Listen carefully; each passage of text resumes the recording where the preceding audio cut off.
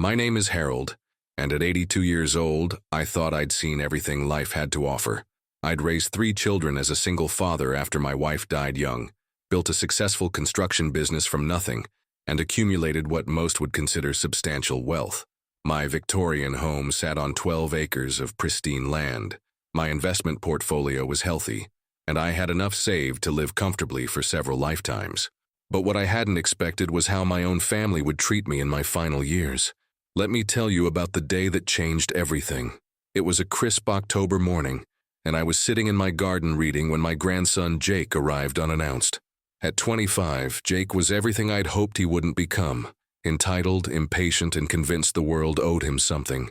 He'd dropped out of college twice, couldn't hold down a job for more than a few months, and had this insufferable habit of treating everyone around him like they existed solely for his convenience. Jake burst through my garden gate like he owned the place, which in his mind he probably already did. His expensive sneakers crunched on my carefully maintained gravel path as he approached where I sat with my morning coffee and newspaper. "Grandpa Harold," he said, not even bothering with a proper greeting. "We need to talk." I looked up from my crossword puzzle. I was stuck on 7 down, something about consequences, and smiled at him warmly.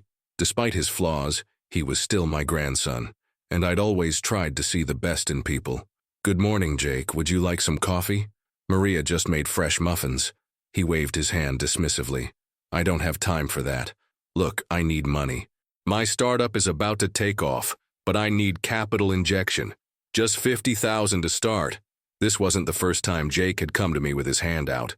Over the years, I'd given him money for school, for various business ventures that never materialized, for emergencies that seemed to happen with suspicious regularity. Each time he promised it was the last time. Each time I believed him because I wanted to believe him. "Jake, son, we've talked about this. I've already helped you several times, and you promised—" "That's different," he interrupted, his voice rising. "This time it's real. This is my chance to make something of myself, but I need seed money. You're sitting on millions, Grandpa. What are you even saving it for? You're old, you don't need it." The bluntness of his words stung, but I tried to remain patient. "I'm saving it because it represents a lifetime of work, son. And because I want to make sure it goes to people who will appreciate and respect what it took to earn it." Jake's face darkened. "What's that supposed to mean? I'm your family. I deserve this money more than anyone." "Deserve?" I set down my coffee cup carefully. "What have you done to deserve it, Jake?" "I'm your grandson," he shouted, as if biological connection alone entitled him to my life's work. "This money should come to me anyway when you die. Why not just give it to me now when I can actually use it?" I felt something shift inside me, like a door closing softly but permanently. Because, Jake, money given too easily is rarely appreciated, and money demanded is never deserved. He stared at me for a moment, his jaw working like he was chewing on something bitter. Then he laughed, but there was no humor in it. "You know what, Grandpa? You're being selfish. And frankly, you're useless to this family if you're not going to help when we need it." The word useless hung in the air between us like a slap.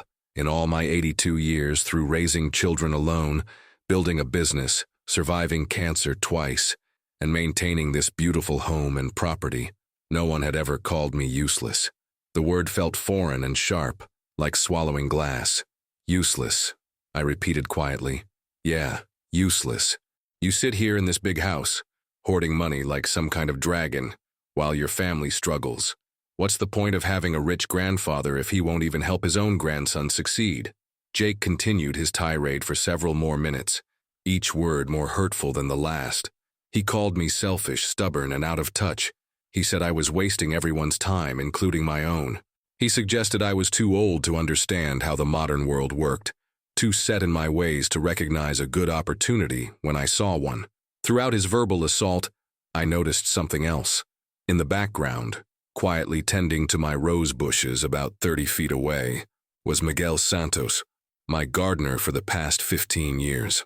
Miguel couldn't help but overhear Jake's raised voice, and I could see the discomfort in his posture, the way he tried to focus intently on his pruning to give us privacy, while being trapped in earshot of the unpleasant scene.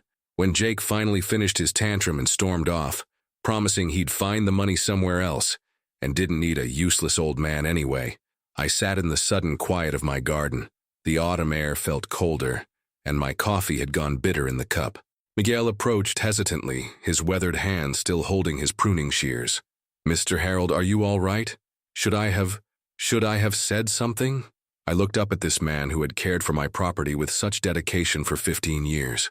Miguel was in his 60s, with silver threading through his black hair and hands that told the story of decades of honest work.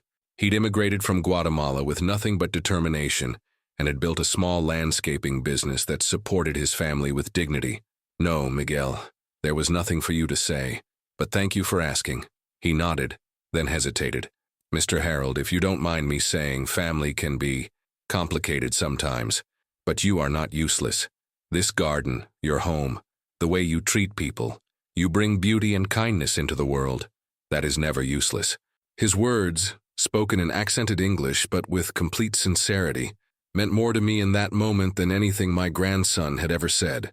I thanked Miguel and spent the rest of the morning thinking about the conversation that had just taken place. Over the following weeks, Jake's words echoed in my mind, but not in the way he might have expected. Instead of making me feel guilty or prompting me to reconsider my position, they made me truly examine the relationships in my life. I began to pay closer attention to the people around me, to really observe how they treated me and others. Jake, true to his word, didn't visit again, but I heard about him through his mother, my daughter Sarah. Apparently, he'd found investors for his latest venture through some questionable online scheme.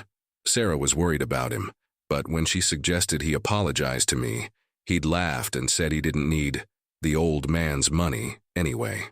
Meanwhile, my interactions with Miguel took on a new significance. I began to really notice things I'd perhaps taken for granted over the years.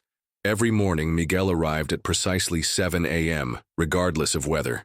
I'd seen him work through light rain, bundled against cold winds, and persevering through the sweltering heat of summer. He never complained, never cut corners, and never asked for anything beyond his agreed-upon wage. But it was more than just his work ethic that impressed me. Miguel had a genuine love for the garden that went beyond mere employment. I'd catch him talking softly to the plants in Spanish, his voice gentle and encouraging. He'd stay late when something wasn't quite right, refusing extra pay because, as he put it, "The garden doesn't know about overtime, Mr. Harold. It only knows about care." I started paying attention to how Miguel interacted with others. When delivery drivers came to the property, he always greeted them politely, offered them water on hot days, and thanked them for their service. When neighbors walked by during his work hours, he'd stop to chat pleasantly, always asking about their families and remembering details from previous conversations. One day in November, I discovered something that truly opened my eyes. I was in my study when I heard voices outside. Looking through the window, I saw Miguel talking to Mrs. Patterson from next door. She was crying. Concerned, I went outside to see if I could help. As I approached, I heard Miguel saying, "Don't worry about the leaves, Mrs. Patterson. I'll take care of it this weekend. No charge. Neighbors help neighbors." Mrs. Patterson, a widow in her 70s whose arthritis had made yard work increasingly difficult, was thanking Miguel profusely. After she left, I asked Miguel about the situation. "Her grandson usually helps with the fall cleanup," Miguel explained, "but he moved across the country for work. She's embarrassed to ask for help, but I can see she's struggling. It's no trouble to rake a few extra leaves." This became a pattern I noticed more and more. Miguel would quietly help neighbors without being asked, whether it was clearing snow from their driveways, fixing a broken gate, or simply checking on elderly residents during harsh weather. He never made a big show of these kindnesses. They seemed as natural to him as breathing. In December, I learned something else about Miguel that deeply moved me. His daughter Rosa, a senior in high school, had been accepted to several colleges but was planning to skip university to help support the family. When I mentioned this to Miguel during one of our increasingly frequent conversations, his face lit up with pride, then dimmed with worry. "She is so smart, Mr. Harold. Smarter than her old man. She could be doctor, maybe lawyer, but college is expensive and the landscaping business, it's not enough for luxuries like education." The way he said luxuries like education broke my heart. Here was a man who understood the true value of opportunity, who wanted nothing more than to see his children succeed. Yet he spoke of higher education as something beyond his reach, without a trace of bitterness or self-pity. I began to contrast Miguel's attitude with Jake's. While Jake felt entitled to my money because of our family connection, Miguel never asked for anything beyond fair payment for honest work. While Jake called me useless when I didn't give him what he wanted, Miguel expressed gratitude for everything, even my simple kindnesses like offering him water or shade during his breaks. The difference became even more stark when I considered their character. Jake was quick to take credit when things went well, but blamed others when they didn't. Miguel took responsibility for everything in his care, often going above and beyond to ensure perfection. Jake treated service workers, waiters, and anyone he considered beneath him with barely concealed contempt. Miguel treated everyone with respect and dignity, regardless of their position or status. In January, my lawyer, Robert Harrison, called to schedule our annual review of my estate planning. Robert had been handling my affairs for over 20 years, and these meetings had become routine. We'd discuss any changes in my financial situation, review my will, and ensure everything was in order. But this year felt different. As I sat in Robert's mahogany-paneled office surrounded by law books and certificates, I found myself thinking about Jake's words and Miguel's character. "Harold," Robert said, reviewing my current will, "everything appears to be in order. The bulk of your estate continues to go to your 3 children, with smaller bequests to your grandchildren and several charities. Are there any changes you'd like to make?" I was quiet for a long moment. "Robert, what would happen if I wanted to make a significant change? Something that might surprise my family?" He raised an eyebrow. "You're free to dispose of your assets as you see fit, Harold. It's your money. But may I ask what kind of changes you're considering?" I told him about Jake's visit, about his words and attitude. I told him about Miguel, about the character and kindness I'd observed over 15 years. Robert listened without judgment, taking notes occasionally. "It's an unusual situation," he admitted when I finished, "but not unprecedented. I've seen families torn apart by money, and I've seen people rewarded for genuine kindness and loyalty. The question is, are you certain this is what you want to do?" I wasn't certain yet, so I decided to take more time to observe and consider. Throughout the spring and summer, I continued to watch the people in my life more carefully. Jake visited once in March, not to apologize, but to show off his new car. Apparently, his latest business venture was paying off. He spent 20 minutes talking about his success and how he'd proven he didn't need my help, then left without asking how I was doing or showing any interest in my life. Sarah, Jake's mother, visited more regularly, but our conversations often centered around her concerns about money, the mortgage, credit card bills, her other son's college tuition. She never directly asked for help, but the implications were always there. When I suggested she might want to have a relationship with me that wasn't colored by financial anxiety, she seemed genuinely confused by the suggestion. My other children followed similar patterns. David called mostly when he needed something, and Lisa's visits often coincided with her husband's business struggles. They weren't cruel like Jake had been, but the underlying expectation was clear. I existed to solve their financial problems. Miguel, meanwhile, continued to be exactly who he'd always been. He arrived on time, worked with dedication and pride, and treated everyone with respect and kindness. His daughter Rosa had decided to attend community college while working part-time, a compromise that would allow her to help support the family while still pursuing her education. One day in August, I was having lunch on my patio when Miguel approached with unusual hesitancy. "Mr. Harold, I hope you don't mind, but I wanted to ask you something." "Of course, Miguel, what is it?" "My grandson, Carlos, he's Rosa's little brother. He's been asking if he could help me with some of the lighter garden work this summer.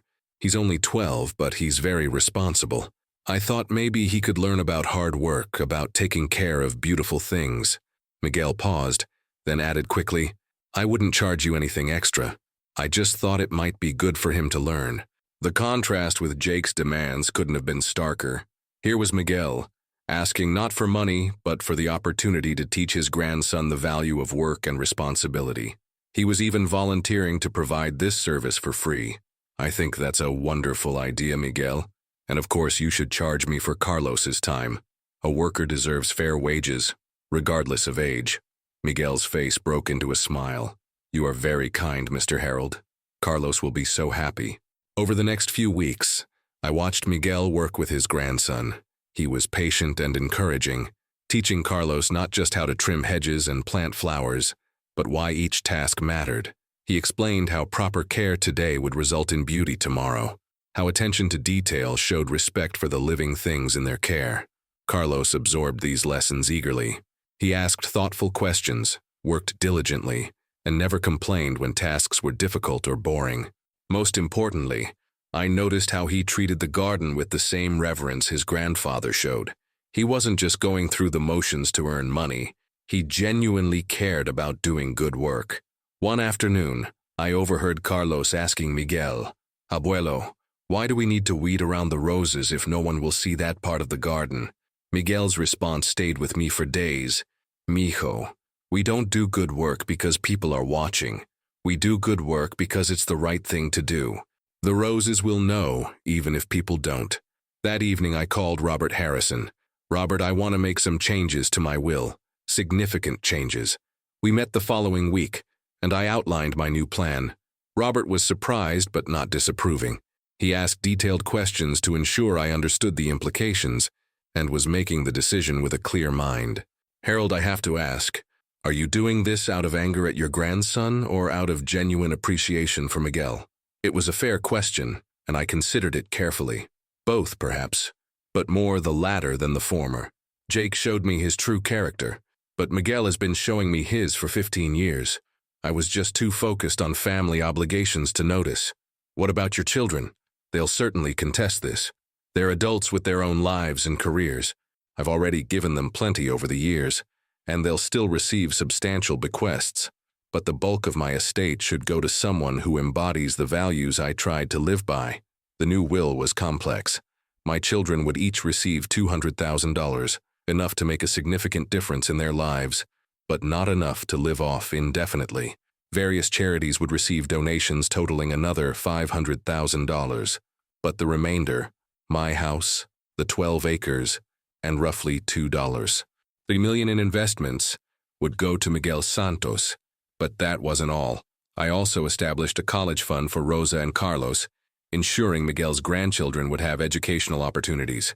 I set up a small fund to help Miguel expand his landscaping business if he chose to do so, and I included a provision that Miguel could live in my house for as long as he wished, with all maintenance expenses covered by the estate. Robert prepared all the documents meticulously, including detailed explanations of my reasoning that would make it very difficult for my family to successfully contest the will. We also included provisions for Miguel to receive legal representation if needed. "Are you going to tell your family about these changes?" Robert asked as we finalized everything. "Not yet. I want to see if anyone's attitude changes over time, and I want to make sure Miguel never feels like he needs to earn this through his behavior. It should be a gift given freely, not a reward he feels he has to work for." Over the next year, I continued to observe the dynamics in my life. Jake never apologized or even acknowledged his hurtful words. In fact, his attitude seemed to worsen as his latest business venture began to struggle. He started making comments about how I was sitting on money that could help the family get ahead. During Christmas dinner, Jake made another attempt at getting financial support, this time with his mother's help. Sarah had prepared the ground by talking about how hard things were for young people today, how expensive everything had become, how difficult it was to get ahead without help. "Grandpa Harold," Jake said during dessert, his voice artificially warm, "I've been thinking about our conversation last year. Maybe I was a little harsh, but you have to understand the pressure I'm under. This economy is brutal for people my age." There was no real apology in his words, just manipulation disguised as explanation. He went on to present another business opportunity, another request for funding, another promise that this time would be different. When I politely declined, the mask slipped again. Not as dramatically as before, but enough to reveal that his fundamental attitude hadn't changed. I was still valuable only for what I could provide financially. Miguel, meanwhile, had settled into a comfortable routine with me that felt more like friendship than employment. Our conversations ranged from gardening to philosophy to stories about our respective families. He never asked for anything beyond his fair wage, never made me feel like I owed him anything beyond basic respect and kindness. In the spring, Miguel's daughter Rosa graduated as valedictorian of her community college class, and received a full scholarship to transfer to the state university for her bachelor's degree. Miguel's pride was evident, but so was his characteristic humility. She earned this herself, Mr. Harold. All I did was tell her that education is the one thing no one can take away from you. That summer I made a decision. I was 84 years old, in good health but realistic about mortality. It was time to have the conversation I'd been avoiding. I invited Miguel to join me for lunch on the patio, something we'd done occasionally but that I now formalized with a proper invitation. Miguel, I want to talk to you about something important, and I need you to listen to the whole thing before you respond. He nodded, setting down his sandwich and giving me his full attention. I told him everything. About Jake's words and behavior, about my observations over the past 2 years, about the decisions I'd made regarding my estate. Miguel listened without interrupting, his expression cycling through surprise, concern, and something that might have been overwhelmed gratitude. When I finished, he was quiet for a long time. Mr. Harold, he finally said, I don't know what to say. This is too much. I'm just a gardener. No, Miguel, you're not just anything. You're a man who treats people with dignity, who takes pride in his work, who raises his children with values, and who makes the world a little more beautiful everywhere he goes. That's not just anything. He was crying then, not ashamed of the tears. But your family, they will not understand. They will be very angry. Yes, they probably will be. But Miguel, this is my choice to make. This money represents my life's work, and I want it to go to someone who will honor what it took to earn it. Someone who understands that wealth is a responsibility, not just a privilege. We talked for hours that afternoon. Miguel tried several times to convince me to reconsider, to repair things with my family, to find some compromise. But I'd already spent 2 years thinking about this decision, and I was certain it was right. What would you do with the money? I asked him. Miguel was thoughtful. I would make sure Rosa and Carlos get the best education possible. I would maybe hire some people, give them good jobs like you gave me. I would take care of this beautiful place you built, and I would try to use it to help people, the way you always helped people. His answer confirmed everything I already knew about his character. As autumn approached and I turned 85, I began to experience some health problems. Nothing immediately life-threatening, but enough to remind me that time was precious. I decided it was important to prepare Miguel for what would eventually come. We began having weekly conversations about the property, about my wishes for how things should be maintained, about the various people and organizations that had been important to me over the years. Miguel listened carefully, taking notes, asking thoughtful questions. Mr. Harold, are you sure you don't want to tell your family about your decision? Maybe if they knew, they would. They would what, Miguel? Change, become different people. I've given them 85 years to show me who they are. Jake made it clear that my only value to him is financial. The others are more polite about it, but the underlying expectation is the same. But they are your blood. Yes, they are. And I love them.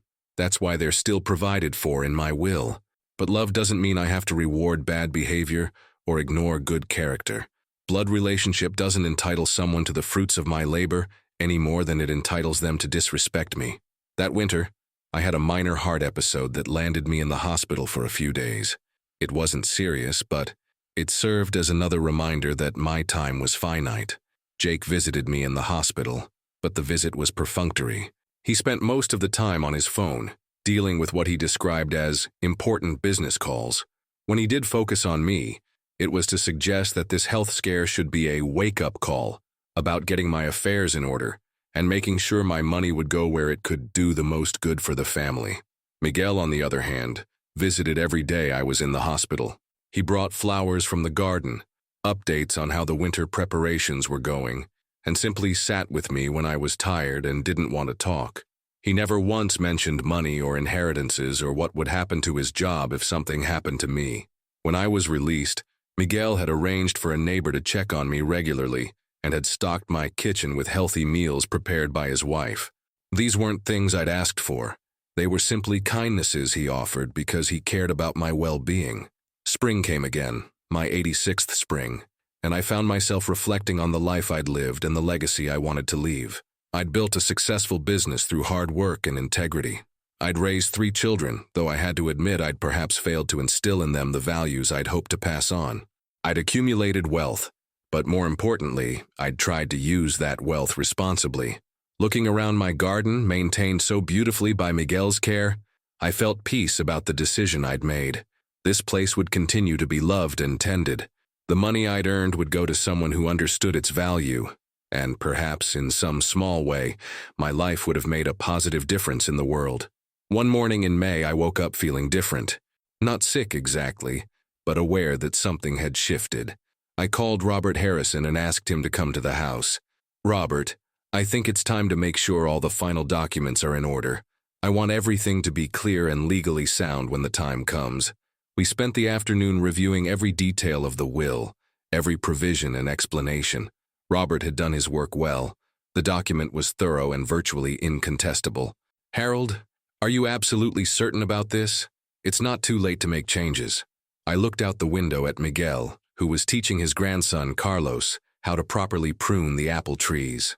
Carlos was listening intently, asking questions, clearly eager to learn and do well. "I've never been more certain of anything in my life, Robert." That evening, I had dinner with Miguel and his family. His wife Maria had become a friend over the years, and I'd watched Rosa and Carlos grow up. We sat around my dining room table, talking and laughing, sharing stories and enjoying each other's company. This, I realized, was what family was supposed to feel like. Not the obligation and resentment I'd experienced with my blood relatives, but genuine affection, mutual respect, and shared values. 2 weeks later, on a quiet Tuesday morning in June, I passed away peacefully in my sleep. I was 86 years old, and I died knowing that my life's work would continue in the hands of someone who would honor it. The reading of my will took place the following Friday in Robert Harrison's office. My 3 children were there, along with Jake and my other grandchildren. Miguel was also present, though he sat quietly in the back of the room, still not entirely sure why he'd been asked to attend. Robert began with the standard legal language, then moved to the specific bequests. As he read through the donations to charities and the $200,000 gifts to each of my children, I imagined the room was tense, but not surprised. These were substantial amounts, and my family probably expected them to be the preliminary gifts before the major inheritance was announced. Then Robert reached the main provision. To Miguel Santos, who has cared for my property and shown me what true character looks like, I leave my house at 1247 Elmwood Drive, along with all 12 acres of land. My investment portfolio currently valued at approximately $2.3 million, and my eternal gratitude for 15 years of loyalty, kindness, and integrity. The silence that followed must have been deafening. Jake was the first to speak, his voice rising in disbelief and anger. "This is impossible." He was senile. "No one in their right mind leaves millions of dollars to the gardener." Robert calmly continued reading, including the detailed explanation I'd written about my reasons for the decision. I'd described Jake's visit, his cruel words, and his attitude toward me and others. I'd explained my observations of Miguel's character, and my belief that true family is defined by love and respect, not blood alone. "This is bullshit," Jake exploded. "We'll contest this. No court is going to uphold a will that gives everything to some random immigrant over the actual family." Robert's voice remained steady. "Mr. Jake, I should inform you that your grandfather anticipated this reaction. He's left detailed documentation of his decision-making process, including recordings of several conversations that demonstrate his mental clarity and reasoning. He's also established a legal defense fund specifically to protect Mr. Santos's inheritance from any challenges." The room erupted into chaos. My children demanded to know how long I'd been planning this, why I hadn't discussed it with them, how I could do this to my own family. Jake's language became increasingly ugly, including several slurs directed at Miguel. Through it all, Miguel sat quietly, overwhelmed by the magnitude of what had just happened.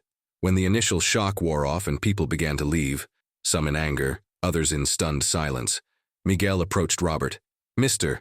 Harrison, I cannot accept this. This should go to Mr. Harold's children. They are his family." Robert smiled gently. "Mr. Santos, Harold knew you would say that. He asked me to give you this letter if you tried to refuse the inheritance." Miguel opened the envelope with trembling hands and read my final message to him. "Dear Miguel, if you are reading this, it means I am gone and you are trying to give away what I have freely chosen to give you. Please don't dishonor my final wish by refusing this gift. You earned it through 15 years of kindness, integrity, and care. Use it wisely, as I know you will. Help your grandchildren get educations. Take care of this property we both love. And remember that you were never just a gardener to me. You were proof that goodness still exists in the world. With love and gratitude, Harold." Miguel was crying as he finished reading. Through his tears, he looked up at Robert. He really wanted this? He really wanted this. Harold spent 2 years thinking about this decision. He was absolutely certain it was right. As the legal proceedings continued over the following weeks, my family did attempt to contest the will. Jake hired an expensive lawyer and made wild claims about my mental state and Miguel's supposed manipulation. But Robert had done his job well. The documentation was thorough, the legal language was clear, and the evidence of my competence was overwhelming. More importantly, the character evidence spoke for itself. Neighbors testified to Miguel's kindness and integrity. Former employees of my business vouched for my mental sharpness right up until my death. Even the hospital staff from my brief stay described my clear thinking and decision-making abilities. Jake's own behavior during the legal proceedings didn't help his case. His outbursts in court, his disrespectful language toward the judge, and his obvious focus on money rather than family created a stark contrast with Miguel's quiet dignity and genuine grief over my passing. The will stood. Miguel inherited everything I'd intended him to have. But this isn't really a story about money. It's about the difference between entitlement and gratitude, between taking and giving, between expecting respect and earning it. Jake felt he deserved my wealth because he was my grandson, but he never considered what he might owe me in return. Miguel never expected anything beyond fair payment for honest work, but he gave me kindness, loyalty, and friendship that enriched my final years immeasurably. In the months that followed, Miguel honored my trust exactly as I'd known he would. He hired several employees for his expanded landscaping business, providing good jobs for people who needed them. He set up college funds for Rosa and Carlos, ensuring they'd have opportunities he'd never dreamed of as a young man. He maintained my property beautifully, not as a memorial, but as a living testament to the values we'd shared. Most importantly, he used his newfound resources to help others in the same quiet, generous way he'd always helped people. The only difference was that now he had more to give. Rosa went on to become a doctor, specializing in family medicine in underserved communities. Carlos, inspired by his grandfather's example, studied environmental science and now works on sustainable agriculture projects. Both of them understood that their opportunities came with responsibilities to help others in turn. Jake, meanwhile, eventually burned through his inheritance and continued his pattern of failed schemes and entitled demands. He never apologized for his cruel words, never acknowledged his role in losing the larger inheritance, and never seemed to understand that his behavior had consequences. My other children gradually came to accept the situation, though it took time. Sarah eventually admitted that she understood my reasoning, even if she didn't like the outcome. David and Lisa maintained their distance for several years, but eventually reconnected with Miguel, recognizing that their anger was misplaced.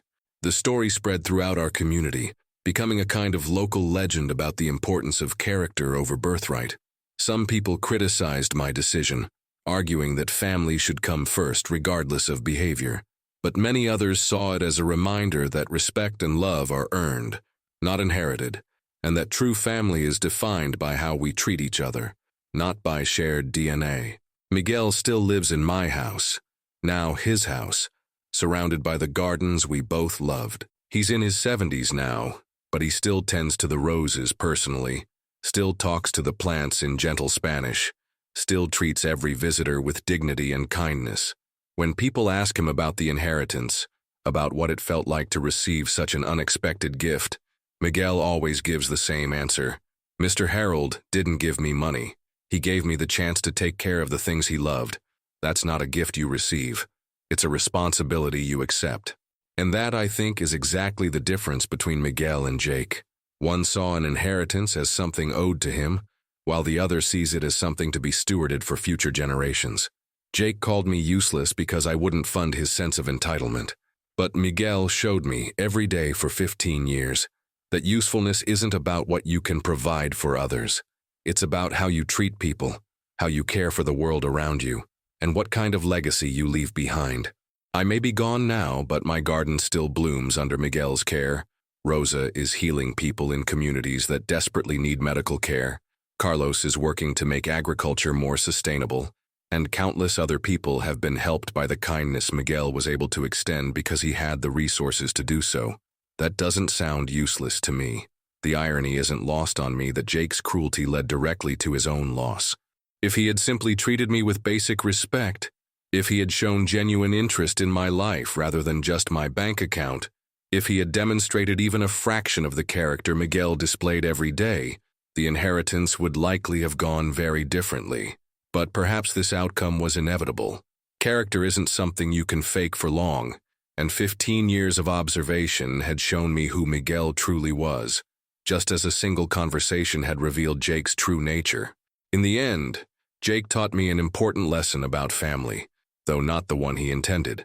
He showed me that blood alone doesn't create meaningful relationships, and that sometimes the people who aren't related to us are more family than those who are. Miguel never asked to be part of my family, but through his actions, his kindness, and his integrity, he became the son I'd always hoped to have. Rosa and Carlos became the grandchildren who brought me joy rather than stress, who visited because they wanted to see me rather than because they wanted something from me. When I think about legacy now, I don't think about the money I left behind or even the property that will outlive me. I think about the values that will continue through the people I chose to support.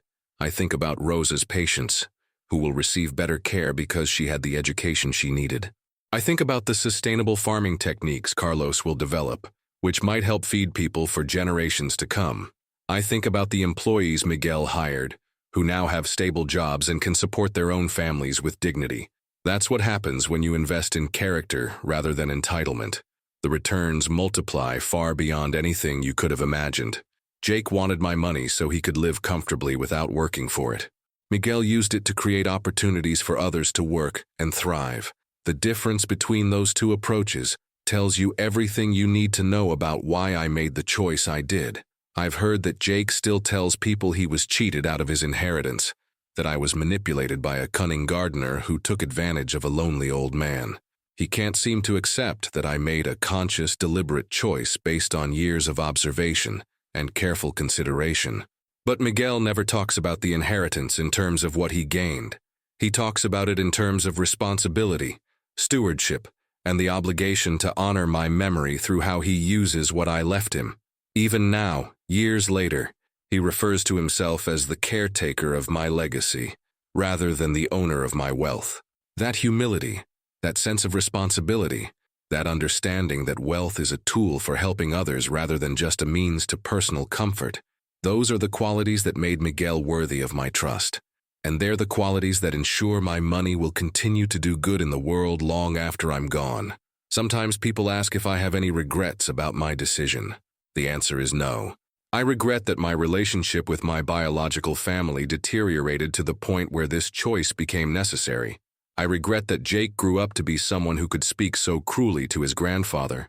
I regret that my children never seemed to understand that love and respect must flow both ways in a healthy relationship. But I don't regret choosing to reward loyalty over entitlement, kindness over cruelty, character over genetic connection. I don't regret ensuring that my life's work would continue in the hands of someone who shared my values. And I don't regret showing Miguel that his years of quiet dedication and genuine care were seen, appreciated, and valued. In my final days, I was surrounded by people who loved me for who I was, not what I could give them. Miguel and his family brought warmth and laughter into my home.